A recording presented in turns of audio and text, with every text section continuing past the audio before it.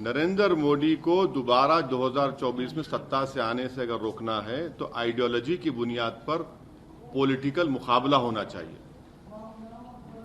आप कौन सी आइडियोलॉजी पर मुकाबला कर रहे हैं कि जुनैद और नसीर को जो मारते हैं तो उनको एक कंपनसेशन मिलता है और किसी और को बढ़ के कंपनसेशन मिलता है? आइडियोलॉजी आपकी। अगर कोई कोर्ट से बरी हो जाता तो आप दूसरों का अपील नहीं करते, यहां अपील करती। आइडियोलॉजी आपकी आइडियोलॉजी है कि आप प्रदेश के मुख्यमंत्री हैं और सबसे बिहार का पुराना मदरसा, 100 साल पुराना अजीजिया मदरसा, जिसमें 4,500 मैन्युस्क्रिप्ट्स मखतूतात उर्दू में बोलते, वो जल जाते हैं, तो आप में इतनी तौफीक नहीं होती कि उस जगह पर जाकर मायना करें। ये आइडियोलॉजी है आपकी। आप बीजेपी के साथ मुख्यमंत्री बन गए बिहार में, दो मर्तबा बन गए, दो मर्तबा कुलाठी मारे। आप ऐसा मुकाबला करेंगे बीजेपी से? आप महाराष्ट्र में सुबह 8 बजे मुख्यमंत्री बन जाते हैं, डिप्टी मुख्यमंत्री बन जाते हैं, फिर अचानक तलाक हो जाता है। आप इस पे आइडियोलॉजी मुकाबला करेंगे? आइडियोलॉजी पर मुकाबला होगा तो बीजेपी को रोक पाएंगे। वरना अगर आप ये बताना चाहेंगे कि नहीं मैं उनसे बड़ा लीडर बनूंगा आइडियोलॉजी उनकी आइडियोलॉजी में, तो फिर क्या मुकाबला होगा? आप सबको साथ लेना चाहते हैं तो फिर आप पॉलिटिकल अनटचेबिलिटी कौन करता है? आप करते हैं, हम नहीं करते हैं। पॉलिटिकल अनटचेबिलिटी आप करते हैं। आप क्या क्या नाम नहीं देते, आप खुद करते हैं ना। अब आप बताइए। और एक बात सुनिए, इनकी हिपोक्रेसी देखिए। अभी आपने नाम दिया था एक नेता का, आपने हाँ नाम दिया था, वो बेचारे करप्शन की बात कर रहे हैं। उनके लीडर पार्लियामेंट में इतनी बड़ी फोटो दिखाते करप्शन की। नहीं नहीं, अरे सुन तो लीजिए। अरे सुन तो लीजिए। अरे सुन अच्छा सुन तो लीजिए ना। तो ये है, ये इसका जवाब ये है यार। अच्छा, अरे भाई, अरे मुल्ला जी के सामने क्यों कर रहे हैं आप? प्लीज, फिर आप हम पे आ जाएगा। हाँ मैडम, आप पूछिए, को मैडम पूछे जा रही थी। चलिए, हो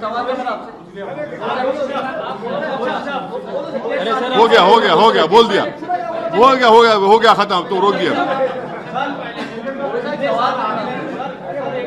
आपने कहा कि आप राजस्थान में सत्ता के अंदर आप आना नहीं, हाँ आपने कहा राजस्थान में आप सत्ता में आना नहीं चाहते, हाँ आप रिफॉर्म्स के लिए उतरे। ऐसा लगता है कि आपकी पार्टी दूसरी जो अराजकता फैला रही है उनको आप बढ़ावा देते हैं? कौन? आपकी पार्टी। हाँ बिल्कुल सही कह रहे हैं आप। मैं आपकी तारीफ करता हूँ, सलाम करता हूँ उठ के आपको। क्योंकि नहीं, सुन लीजिए, अब सुन लीजिए। अब सुनिए, देखिए, अब सुन लीजिए। अब आप सुन लीजिए। 2018 में कांग्रेस सत्ता मिली ना। आप बेहतर जानते हैं हमसे। ये मुख्यमंत्री के बेटे को हम हराए थे पार्लियामेंट चुनाव में। एक नई सीट जीते आप यहां से, हमारी वजह से। कहां भाई आप लोगों को इतना खौफ क्यों होता है हमारे से?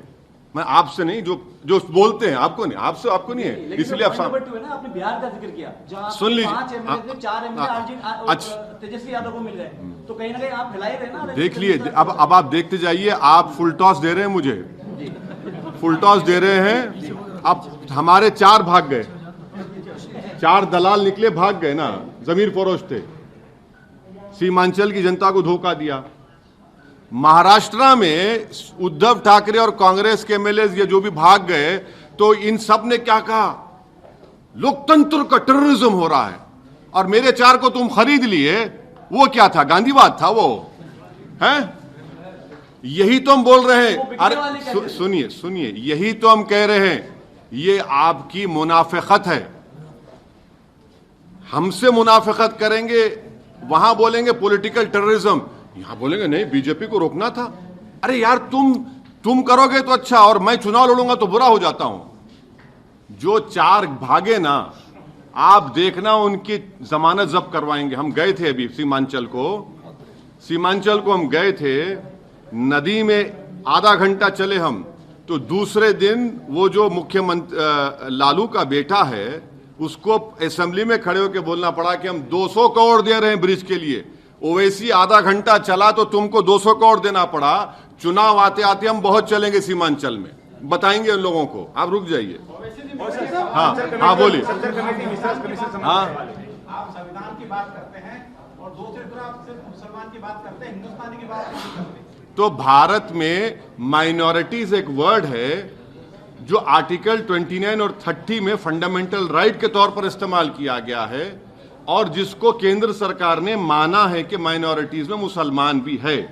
और दूसरा यह है कि आपको खुशी होगी, मुझे भी खुशी है कि मुसलमान भारत का अव्वल दर्जे का शहरी है और इस देश में, हमारे वतन अजीज में सबसे कमजोर दलित, आदिवासी और मुसलमान है।